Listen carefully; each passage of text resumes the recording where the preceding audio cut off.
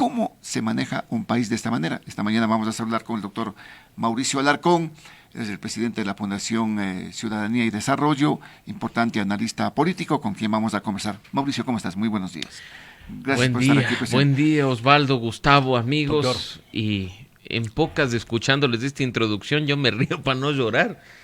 Pero ¿te acuerdas que te decía que nosotros estamos bien entretenidos aquí en este tema? Bueno, nunca nos han quitado el entretenimiento. Es imposible aburrirse con el escenario político. ¿Este es el circo político que estamos teniendo? Y que lo hemos tenido durante 43 años, porque es la misma cosa, incluso en algunos casos, hasta con los mismos actores, porque la política nacional ni siquiera, Osvaldo, ha tenido la capacidad de renovar liderazgos.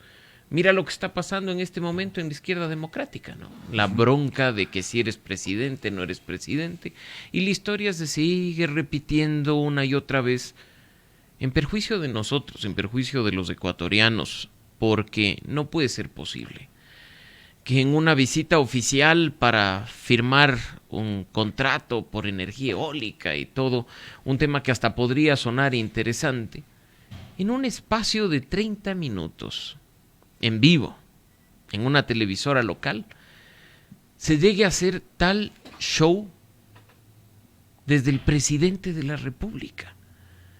Un show que además a muchos nos revivió las peores épocas pasadas, en las de al aire. De las sabatinas, pero Osvaldo, por Dios, al aire, estar ordenando, no sé si a su asistente, a su edecán, que le comunique con el canciller, que le comunique con el gerente del Banco del Estado para que rindan cuentas con el teléfono al aire, poniéndole en apuros al entrevistador que no sabía ni siquiera cómo amplificar el audio del teléfono en vivo, y diciendo, a ver, conteste, ¿qué es eso? Yo creo que, no sé, el poder parece definitivamente tener ahí un virus asociado, que tan pronto se llega a él, se activan los peores genes, o yo qué sé qué será, pero terminan haciendo exactamente lo mismo que criticaban. Oye, el círculo que le rodea al presidente de la República le está haciendo ver otra realidad de lo que está pasando en el país. De pronto puede ser eso, ¿no? Yo empiezo, Osvaldo, a pensar que ni siquiera hay círculo que le rodea al presidente de la República, porque yo creo que nadie en sus cabales asesoraría al presidente en hacer lo que está haciendo. O sea, mira lo gracioso que es que salga en un espacio a despotricar contra Fidelegas, su banquero contrario, su competencia, y distraer a la gente de algo tan importante como que ya nos quitan las mascarillas y estamos en una mejor situación. Todo el mundo se quedó más bien con la bronca con Fidelegas. Y una bronca que además, porque parece que al presidente ni siquiera le entregan datos, se diluye cuando uno entra a la página web del SRI y constata que más impuestos paga Fidelegas que el presidente de la República. Claro, y la acusa que no paga impuestos acá, pues no, en este caso. Y parece que con sus bancos pusieron algo de plata para la vacunación, ¿no? Sí hicieron alguna gestión. Y siempre han tenido fideicomisos y han ayudado, pero aquí no estamos ni para lavar la cara a los banqueros, ni para decir que son maravillosos o son malos. No, yo creo que eso hay que dejarlo aparte y no caer en ese juego, precisamente en el juego de distraer la atención, cuando nos siguen matando, nos siguen robando. ¿Qué es lo que, exactamente, de qué nos distraen en ese aspecto? De los puntos fundamentales de lo que hemos estado hablando, por ejemplo, el tema de la salud. Nosotros aplaudimos perfectamente lo que ha hecho el gobierno, salvar vidas con la vacunación, pero eso lo han hecho también otros presidentes de otros países, ¿no? No, y quizá, en esa gestión. Y yo te digo, Osvaldo, ¿qué importa si lo han hecho o no lo han hecho en otros países? Lindo, se hizo acá. Pero fueron 100 días, estamos por cumplir un año. Y no puede ser que un año más tarde, cuando al presidente de la República se le pide explicaciones sobre un plan para la inseguridad o un plan para la generación de empleo, nos diga la vacunación. O sea, vamos a seguir quizá año 3 o año 4 y nos dirá, pero no se olviden que yo les vacuné. ¿Y? Sí, la vacunación ha tenido un efecto y un impacto positivo, por supuesto, nadie lo niega. Mira cómo estamos ahora, pero no podemos quedarnos en eso. Se requiere, sí o sí, conocer planes. Y los planes no son tampoco decir ya mano dura desde los militares, o no. Y mucha gente se emociona cuando ve militares en las calles. Y sí viste lo que pasó en Guayaquil el fin de semana, ¿no? Claro, mataron 2 policías. No, y más que eso, Un camión con 16 militares se estaba en accidentó. tan buen estado que se choca con un carro chiquito, se vuelca y deja a los 16 militares heridos. O sea, y no es cuestión de sacar por sacar, incluso no es cuestión de poner en riesgo a los militares. Ahora, deben tener una preparación adecuada. Ponte que en el ámbito de lo turístico, que es lo que se quiere que se reactive a propósito de estos feriados, ya salió también a señalar, por ejemplo, el presidente de las cámaras de turismo del país, a decir que hubo un efecto, pues, de este tema del declarar en estados de excepción en ciertos sectores, en las provincias, Guayas, Manabí, Esmeraldas y algunas parroquias. Y dice, el toque de queda y el estado de excepción afectó notablemente al turismo en destinos Guayas, Manabí, Esmeraldas, es la resultante de la falta de planificación y estrategia, dicen en este caso. Y me envía, el presidente de la Federación me envía la ocupación hotelera por el feriado del 1 de mayo. Lógicamente que baja, ¿no? Pero, por ejemplo, Riobamba 30-40%, Loja 30%, Santo Domingo 40%, Playas ahí más o menos 80%, Zamora Chinchipe 20%, Esmeraldas 20%, Atacama Súa, Quito 30%, El Oro 30%, Manta 40-50%, Santa Elena 40%, el sábado subió a 80% y el domingo 70%, Los Ríos 30-50%, Guayas 50%. Pero Entonces, Osvaldo, mira yo te diría una cosa más, yo no, ni siquiera, y no dudo de las cifras que te han enviado, deben ser reales, pero yo no creo que sea el impacto del toque de queda o del estado de excepción. Yo creo que es el impacto de que la economía no termina de recuperarse y que las familias que, por ejemplo, ya se gastaron sus ahorritos o se endeudaron en el anterior feriado, en el de Semana Santa, ya no llegan pues a mayo para endeudarse de nuevo o gastar. No, entonces ahí es cuando uno ve no solo el tema que nos mencionan, sino el tema de la economía. Parecería ser, según las cifras que nos presentan, que estamos mejorando, pero exponencialmente en el tema del empleo. Y lo cierto es que basta pararse en la calle para darse cuenta que la realidad que nos pintan es un tanto diferente, ¿no? Es diferente. Ahora, ¿cómo conectas políticamente lo que pasó este 1 de mayo con la movilización?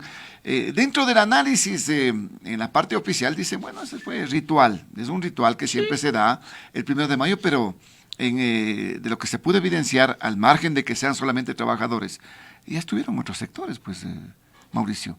La salud, hace un momento salía el presidente de la Fundación Jóvenes contra el Cáncer, allí estuvieron. Dice, estuvieron médicos, estuvieron enfermeras, estuvieron radiólogos, estuvieron profesionales de la salud. Personal de los municipios. ¿Cómo se concatena esto? ¿Cómo se interpreta? ¿Es ritual así nomás esta marcha? A ver, o algo se puede señalar? El 1 de mayo siempre ha sido una fecha histórica de celebración, de homenaje a aquellos trabajadores que hace más de 100 años fallecieron, y ustedes saben perfectamente bien la historia que llevó a conmemorar el 1 de mayo como el Día del Trabajador, pero ha sido también una oportunidad para canalizar el rechazo a medidas tomadas por el gobierno o incluso el rechazo a las autoridades de manera directa. No ha sucedido por primera vez en el 2022, sino que así ha sido todos los años desde que al menos yo tengo uso de razón, y ustedes me imagino que también recordarán eso. Creo que no es positivo que se contamine con actores políticos que intentan pescar a río revuelto, pero en buena hora que se sumen otros actores, como los que tú has mencionado, para presentar legítimamente sus reclamos ante la falta de atención de algunas instituciones y autoridades. Y ojalá no sea solo el 1 de mayo, que no tengamos que esperar al siguiente 1 de mayo para decir, mire, el año pasado protestamos, ha pasado un año y nada cambió, sino para canalizar de manera permanente los reclamos de la ciudadanía. ¿Tú le ves que el gobierno debería analizar desde otra perspectiva lo que pasa en el 1 de mayo? Pero por supuesto. Y no solamente decir que esto fue ritual y que no hubo mucha gente. No, eso es una mirada muy miope, con el respeto que nos merecemos los miopes, incluyéndonos los tres que estamos acá. Y yo digo, es una mirada muy... Sí, bien fuerte. Es ver no más allá de las narices, quedarse ahí. ¿Por qué no ser sensatos? ¿Por qué no ser realistas? ¿Por qué no escuchar? Tú acabas de mencionar que quien me antecedió en el espacio, Gustavo, hacía una alusión clarísima a lo que ocurre con una fundación que trabaja en temas de lucha contra el cáncer.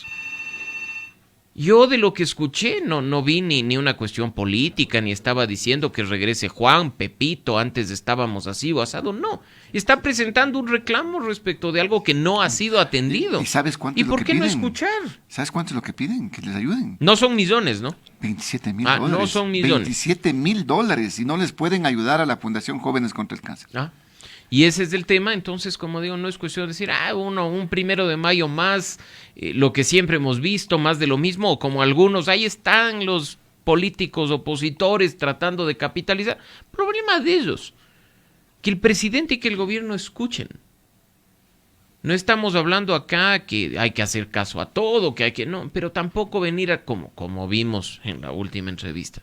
Que no, que aquí me quieren tumbar, que aquí venga la asamblea con sus amenazas y la disuelvo. Con una prepotencia, con un resentimiento además que no es propio de un presidente de la República. Lo criticamos antes y lo criticaremos ahora. Mauricio, permíteme que tenemos una inquietud ciudadana, si eres tan amable, a través del 2546-108, está habilitado el 255-4090. Buenos días, lo escuchamos. ¿Cómo está, licenciado Morocho? Muy buenos días. Licenciado Gustavo, buenos días. Señor entrevistado, señor Alarcón, muy buenos días. Voy a empezar diciendo lo siguiente, para que vean la serie de situaciones que lastimosamente se ha dado en este gobierno. Hombre de capital, Celi que ya está estrenando el grillete, policías involucrados en captaciones de dinero, disparados en cajeros de bancos, asesinan a bebé, muertos y heridos en la cárcel de Turi, Don Nasa fue asesinado en la delincuencia, reos muertos, el precio del pan sube, la gasolina super se dispara, el registro de civil en emergencia, bandas criminales se multiplican en las cárceles, asesinados colgados en puentes en Durán, policías con baja efectividad para capturar narcotraficantes, Pandora Papers, gobierno dice no al alza de sueldos y maestros, masiva desvinculación de personal médico, pareja calcinada en el Troncal, enfrentamiento en la cárcel del Inca en Quito deja 15 heridos, sicariatos matan a 3 personas en una ambulancia, disparan a familia en Guayaquil, armados dejaron sin mochila a escolares a niña en Ecuador, y una serie de situaciones que realmente me faltaría todavía todo el tiempo para manifestar el listado, y sin embargo, hay personas que todavía siguen creyendo en el gobierno. Yo siempre voy a poner en claro porque me vayan a salir a la poste radio escuchas que con todo derecho van a decir que ya estoy pidiendo prácticamente de manera antidemocrática el golpe de estado a este gobierno. No, lo que deberíamos ya involucrarnos y le invito también al señor entrevistado ahí, es ya de una vez tomar una iniciativa de una revocatoria de mandato a través de una manera democrática como nos dice la Constitución. Si no lo podemos hacer a través de un golpe de estado para que no nos digan supuestamente que somos correístas, sí, hacerlo de una manera democrática y pedir la revocatoria para que vengan nuevos líderes. Ojo, no estoy pidiendo que vengan los correístas, no, y a ellos ya pasaron el tiempo. Volver a elegir a nuevos líderes, a gente que sea capacitada para elegir un gobierno y nos saque de adelante este país. Señor entrevistado, hemos pasado ya 4 años. ¿Y usted cree que nosotros tenemos el derecho de sufrir 4 años más? Por Dios, si nosotros tuvimos el derecho de votar por este gobierno, también tenemos el derecho de pedir la revocatoria. Sí, Quito, y le voy a decir de manera frontal, Quito es el responsable porque tuvo la mayoría de votos aquí en la ciudad de en la provincia de Pichincha y en la ciudad de Quito. Y ahora tienen que hacer una mea culpa y pedir la revocatoria y pedir nuevos gobernantes para que realmente saquen al país. Porque lastimosamente, y para finalizar, no tenemos la oportunidad y la visión, no tenemos la esperanza, sí, la seguridad de que este gobierno no vaya a sacar. Este gobierno se vino acá el gobierno a asumir el poder, no vino con el afán de servir a la colectividad, sino simplemente, primeramente lo principal, para vender el Banco del Pacífico y hacerse a su propio la institución, y segundo, para vender las instituciones del Estado, como por ejemplo las empresas públicas, a beneficio propio y a beneficio de sus compañeros. Esa es la realidad, y afrontemos la situación. Y por último, es grato ver la insensibilidad de este gobierno mientras el gobernador del Guayas paseándose por un balneario aquí en el país, muriéndose y violentándose la inseguridad aquí en el país. Muy gentil, gracias. Bueno, ese es parte de el sentir de un buen porcentaje de ciudadanos. Mauricio, y qué buen resumen nos ha dado sí, nuestro oyente Osvaldo, en el que ha hecho en cuestión de 1 o 2 minutos una narrativa de lo que han sido hechos violentos de los últimos 2 o 3 semanas, ni siquiera estamos hablando de meses. Es durísimo escuchar todos los días víctimas de violencia, Es terrible escuchar todos los días que alguien cercano a nosotros ha sido víctima de la delincuencia.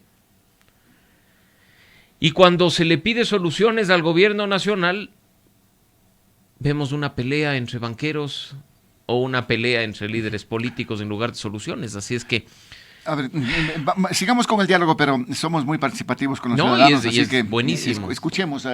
No tenemos las llamadas. Perfecto. Bueno, pero ¿tú le ves que en la parte política puede haber un acercamiento, tomando en cuenta lo que se dice, que hay desestabilización, que Nebot, que Correa? ¿Qué puede pasar en la Asamblea Nacional en este momento, cuando supuestamente iba a haber ese acercamiento? Tú viste que el ministro de Gobierno les llamó a los jefes de bloque sin ninguna agenda, ¿no? Bueno, vengan, sentémonos y aquí... conversemos. No hubo una agenda, no hubo ningún resultado, pero podría haber un acercamiento. ¿Qué es lo que va a pasar en este ámbito? Partamos, Osvaldo, Gustavo y amigos, de un hecho. De nuevo, nuestro oyente hace un momento decía, aquí no estamos hablando de un golpe de Estado. Nadie está diciendo militares sálvennos o asamblea destituye al presidente. Qué grato escuchar a alguien que dice, mira, hay una figura constitucional de la que los ciudadanos pueden echar mano, y no solo respecto del presidente, sino también de nuestras 137 joyas al interior de la Asamblea Nacional. Son una belleza, ¿no? De nuestro alcalde, de nuestros concejales. Por supuesto, ahí está la figura de la revocatoria del mandato, para no depender de los políticos y su perverso juego de toma y daca.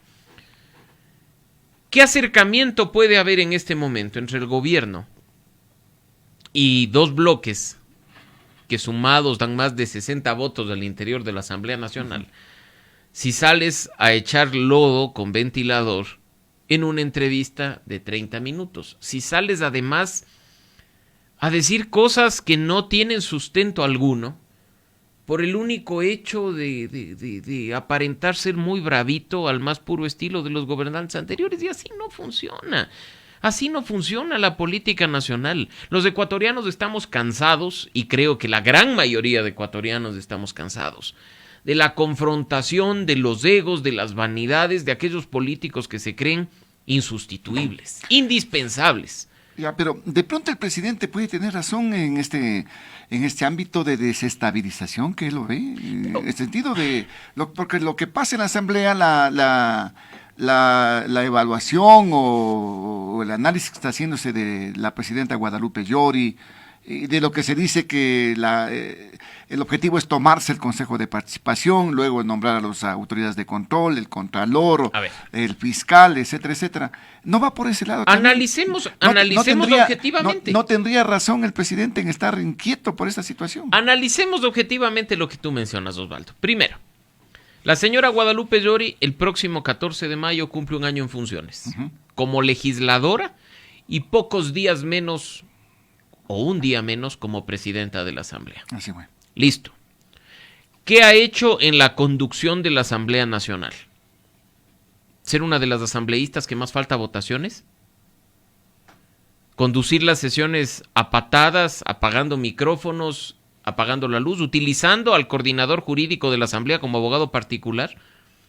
¿Qué podemos destacar de positivo? ¿Ya se nos olvidó el tema de la gestión para comprar autos de lujo? ¿Ya se nos olvidó de la gestión de las empanadas carísimas para los eventos públicos? ¿O de la gira de rendición de cuentas que hizo en algunas provincias de la Amazonía cuando ni siquiera correspondía hacerlo? Ese es el tema. ¿Pueden sus colegas de la Asamblea Nacional movilizarse para crear una comisión que la evalúe y, de ser el caso, la destituya? Pueden hacerlo. Está establecido en la Ley Orgánica de la Función Legislativa en el artículo 18. Desestabilización. ¿Quién asume la presidencia de la Asamblea en este caso? El señor Saquicela, el primer vicepresidente, que era de la bancada oficialista hasta hace 2 semanas. ¿Va a reconstituirse el CAL? Probablemente sí. Y nuevamente, no hablemos de desestabilización ni mucho menos, pero ¿cómo se conforma el CAL, amigos queridos? Con representantes de las bancadas. Si la izquierda democrática dejó de ser bancada, ¿debe tener presencia en el CAL? No. Si quien en teoría representa a la bancada de Pachacutic ya no forma parte de la bancada, ¿debe estar presente en el CAL? No. Pero ahora nos hace ruido, nos aterra. ¿Por qué? Porque no son las personas que nos caen bien o con las que simpatizamos. Hay que recuperar la objetividad y hay que actuar coherentemente. Hay que actuar sin conveniencias. Analicemos, tú has mencionado el tema del Consejo de Participación Ciudadana. Se han dado cambios en el Consejo. El Consejo ahora en una nueva conducción está evacuando, quizá no con la velocidad que muchos esperábamos, los concursos que estaban rezagados. Así es. Al menos ya tenemos superintendente de compañías. Ojalá pronto tengamos superintendenta de bancos. También cuestionado, Ojalá ¿no? ya tengamos contralor. Ojalá ya tengamos defensor público, que son los que están pero durmiendo el sueño de los justos en cuanto a sus reemplazos. Mire el problema que se ha armado en la Defensoría Pública. Pero frente al ostracismo y el sueño eterno que vivía la conducción anterior, al menos ahora en algo se mueve. Empezar a pensar en escenarios alternativos como quieren tomarse el CAL para cambiar las reglas de los juicios políticos, para adelantar el juicio político para los miembros del Consejo. Estamos hablando que han pasado 3 meses ya. Entonces no es una cuestión de simplemente chasquear los dedos y que todo se active. Dejemos de ver fantasmas donde no los hay. Y un consejo al presidente de la República: no se autoboicotee. Porque probablemente quien está desestabilizándose es usted mismo, señor Lasso. Cuando en lugar de hablar de bondades que quizá haya hecho su gobierno, aprovecha los espacios para irse en contra de sus opositores políticos o incluso de su competencia en el sistema financiero. Comunique bien. Siéntese con los ciudadanos. Si usted no tiene actores políticos con los cuales negociar, en el buen sentido de la palabra, dialogar o construir de manera conjunta, insisto, lo he dicho en una ocasión previa, en más de una ocasión anterior, aquí habemos ciudadanos que estamos dispuestos a sumar, no ocupando un cargo público, sino desde la ciudadanía, a construir juntos los planes que sus ministros de Estado han demostrado no ser capaces de hacerlo. Es un golpe el hecho de la propuesta de los ministros, de que se le van 4 ministros ¿Y por prácticamente. qué se le van? Mira lo que ha pasado el fin de semana, porque esto es graciosísimo, ¿no? Renuncia el ministro de Defensa, silencio en el gobierno. Renuncia el ministro de Energía, silencio en el gobierno. Renuncian con horas de diferencia la secretaria de Derechos Humanos y el ministro de Agricultura, silencio en el gobierno, hasta que la secretaria de Derechos Humanos hace pública su carta de renuncia. Y sale un comunicado de la presidencia diciendo: no, ustedes no renunciaron, les votamos. Y el fin de semana, el vocero presidencial o consejero presidencial Diego Ordóñez, como se dice coloquialmente, mete la pata en un programa de televisión, no sé si tú le escuchaste, cuando dice: yo le pregunté al presidente de la República por qué renuncia a la secretaria de Derechos Humanos, y el presidente me dice: no sé.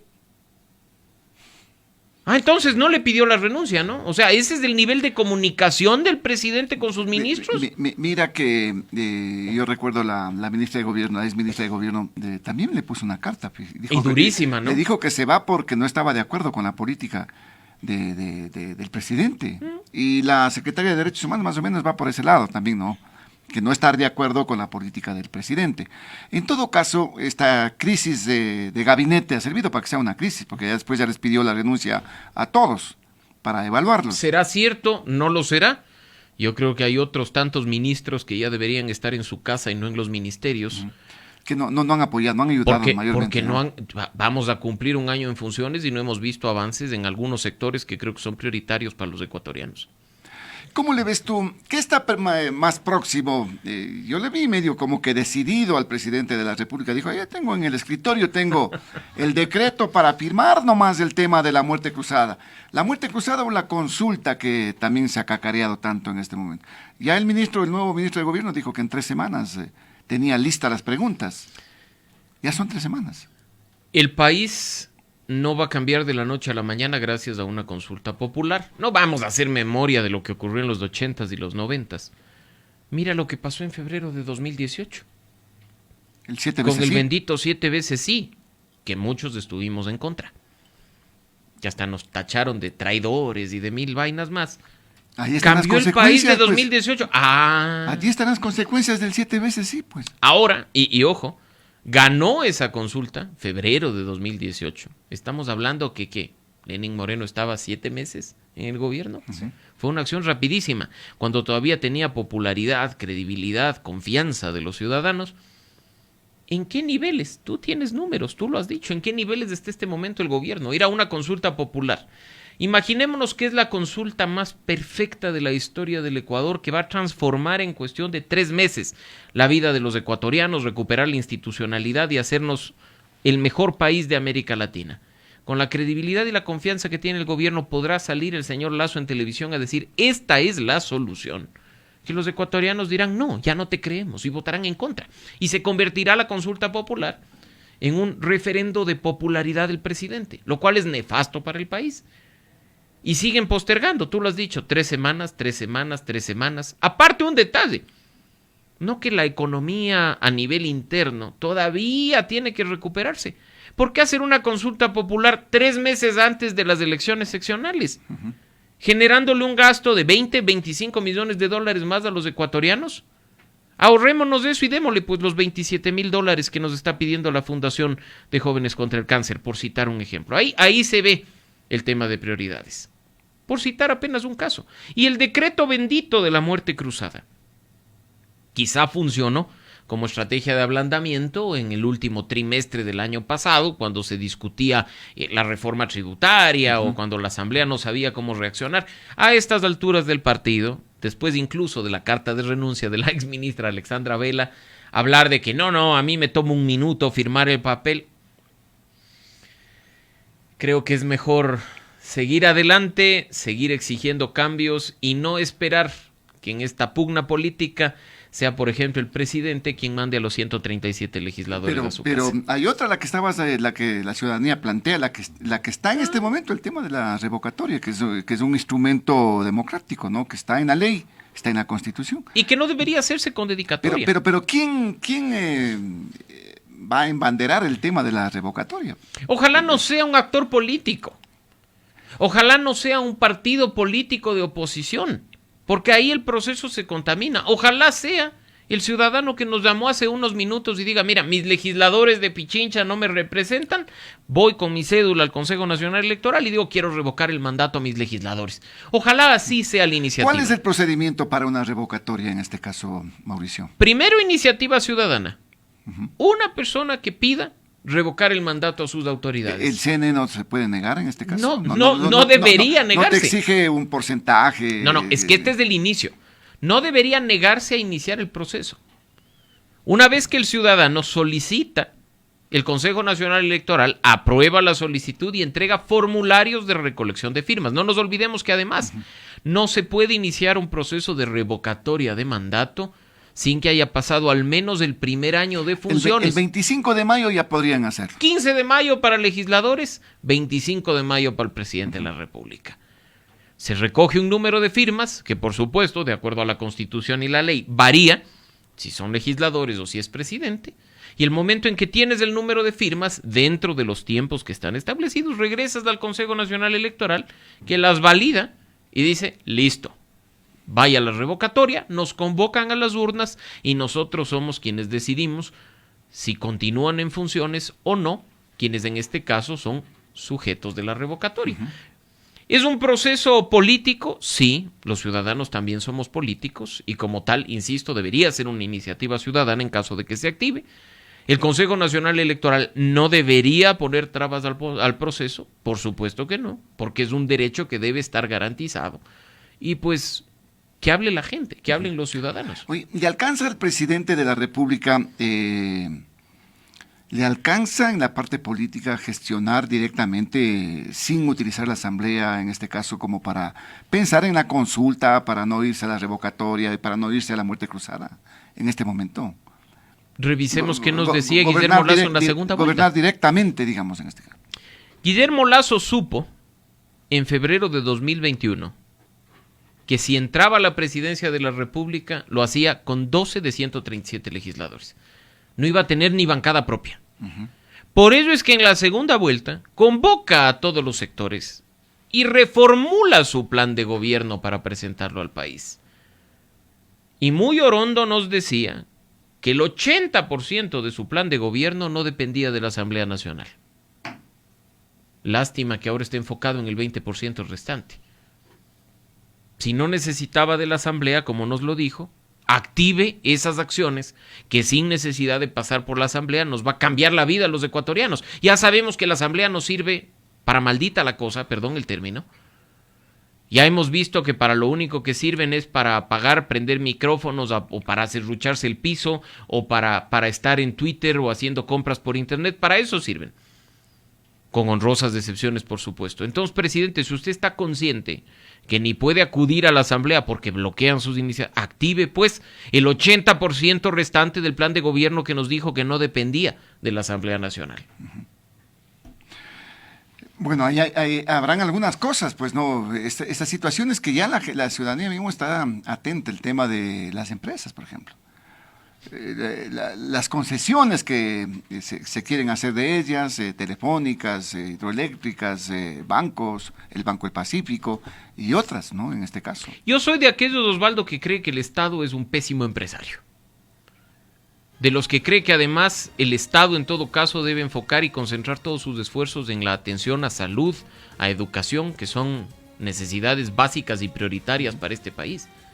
Hay quienes creen que las empresas deben mantenerse en manos del Estado y demás. Bueno, esa discusión incluso la podemos dejar para un segundo plano, pero enfoquémonos en atender las necesidades prioritarias, en salud, en educación, en seguridad, en reactivación económica. Y después hablamos pues de las empresas. Oye, ¿qué es mejor tener en este caso 10,000 millones en la reserva? ¿O meterle algo a esto de lo que tú dices? En temas económicos, mal haría yo en profundizar y meterme en camisa de 11 varas. Pero hay gente que considera que mantener fondos en la reserva es positivo para generar estabilidad incluso frente a nuestros acreedores internacionales, los multilaterales y demás. Hay quienes creen que no. Hay quienes dicen que deberíamos disponer libremente de esos fondos para atender las necesidades prioritarias. Ese debate les dejo a los economistas. Yo lo que creo es que más allá de si hay o no hay plata en un fondo, si hay o no hay plata en la reserva de nuestro país, hay en este momento recursos que deben ser destinados para la atención prioritaria de las necesidades básicas de los ecuatorianos. Nos metieron la mano al bolsillo a finales de año para una reforma tributaria que hoy todos la estamos padeciendo, que esos recursos de los impuestos que ahora nos están cobrando mucho más altos se destinen al menos en regresarle a la población con una buena atención médica, con medicinas en los centros médicos y en los hospitales del país, con carreteras estables en función de lo que puede hacer el Estado sin necesidad de entregar en concesión, y también en los temas de seguridad. Que son temas importantísimos en este momento. Muy bien, Mauricio, importante tu punto de vista, seguiremos conversando sobre los mismos. Siempre un gusto. Y aquí a la hora. Aquí pasamos muy entretenidos con el tema político. Yo encantadísimo, siempre. Mauricio Alarcón, el presidente de la Fundación Ciudadanía y Desarrollo y analista político aquí con nosotros a través de Radio Noticias La Poderosa. Vamos a una pausa y ya volvemos.